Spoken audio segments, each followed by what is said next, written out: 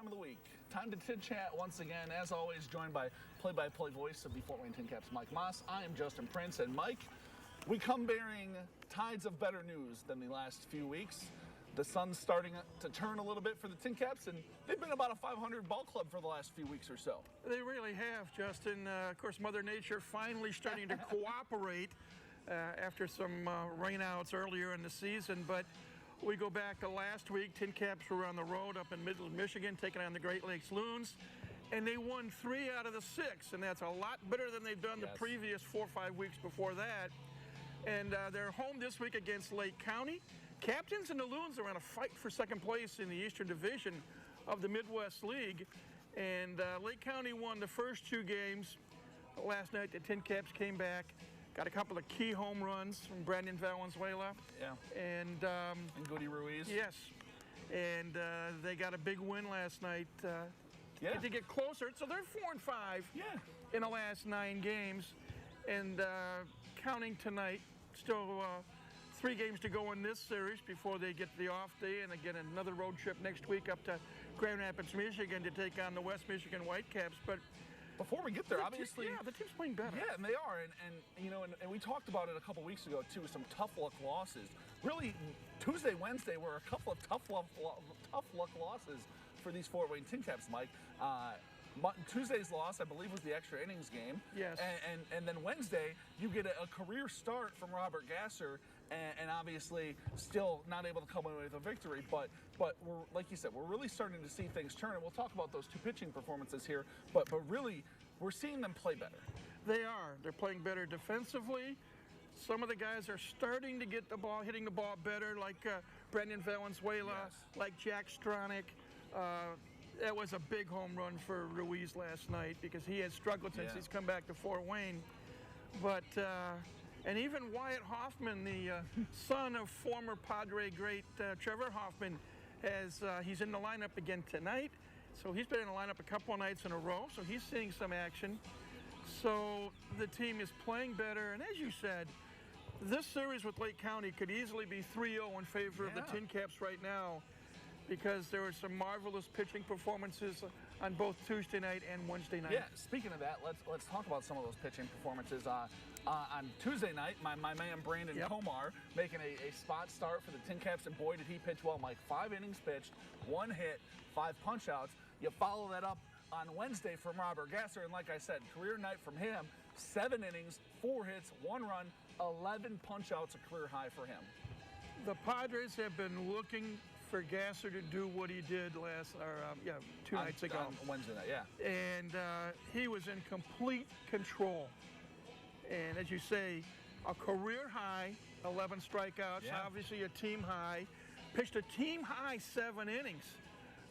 Jackson Wolf, who's on the bump tonight, had gone 6 2/3 innings in a previous start. But it just looked, Gasser's the guy on Wednesday night that the Padres are hoping will develop. Yeah. Who knows down the road? I'm going to stretch things a little bit, but with hard work and effort, perhaps he could be another Mackenzie Gore.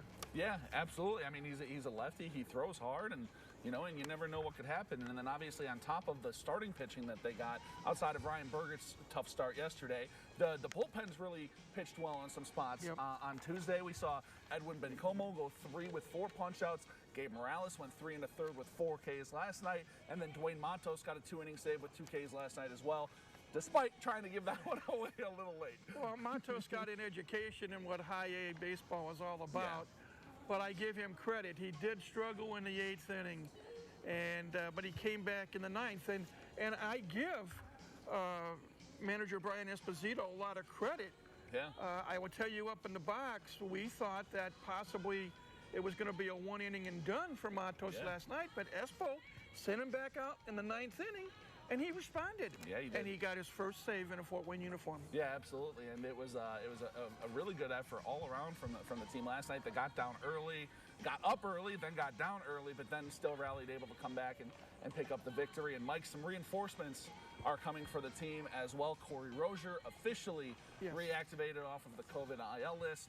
Unfortunately, we do see one guy go away. Ripken Reyes called up to AA San Antonio this week. But he deserved that promotion. He did. He was, no offense to Corey Rozier or Robert Hassel III, Ripken Reyes was the glue that held this team together. Yeah. And I call him a spark plug, a switch hitter, came to the ballpark every day with a smile, gave it his utmost effort, actually improved a little bit playing defensively at second base. I was just saying, he played a heck of a defensive second base for him, too. He really did. And stop and think for a moment. He's playing professional baseball, and at the same time, he's taking online courses to get not a bachelor's degree, not a master's degree, but a PhD. Wow. And I believe it's in behavioral management. Okay. I hope I'm correct on that. But combined, the rigors of playing baseball, hot and heavy for 6 to 8 months a year, and combine that with studying at night no to kidding. take tests and take lectures and so forth to get the goal that he's looking for if and when his baseball days come to a close. Yeah, no kidding. And man, you mentioned it, they're going to miss him. Obviously, defensively, like we talked about, played a little bit better. Offensively, though, especially when Hassel and Rozier have been out as of late, he's been a guy that has stepped up and really kind of kick-started the offense at times. And really, he's done that all year for him, too. At the beginning of the year, Espo had Rippy Reyes, we got to call him, batting ninth in the lineup as a second leadoff man. Yep.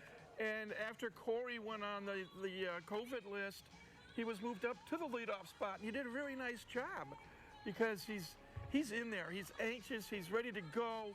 He's ready to inject pain on the opposition, and I wish him the best. In fact, I heard that when he got promoted that very night, he started at San Antonio and got a couple of hits. Sounds about right. I wouldn't expect anything less. So congratulations to Ripken Reyes. And as you say, when one man leaves, another man gets an opportunity. And right now, for the last couple of days, that man has been Wyatt Hoffman. Yeah.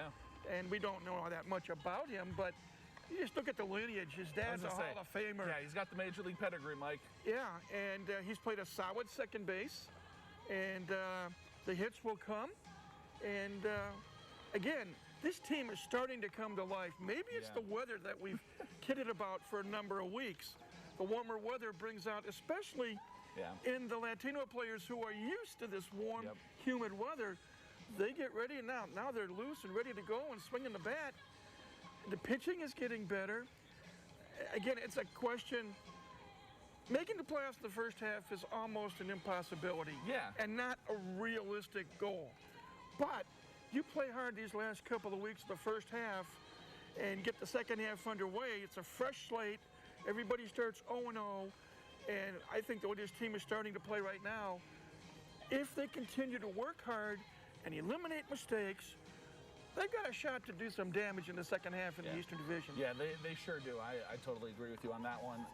Obviously, like you mentioned a little bit earlier, 2 games left here after tonight. Yes. With Lake County at home. Hit the road one more time, and then they're back home again here in a couple of weeks. And hopefully the bats and the pitching continues to heat up, and we continue to see some good baseball from here at Parkview Field and on the road. But for this edition of TinChattin, he is Mike Maahs.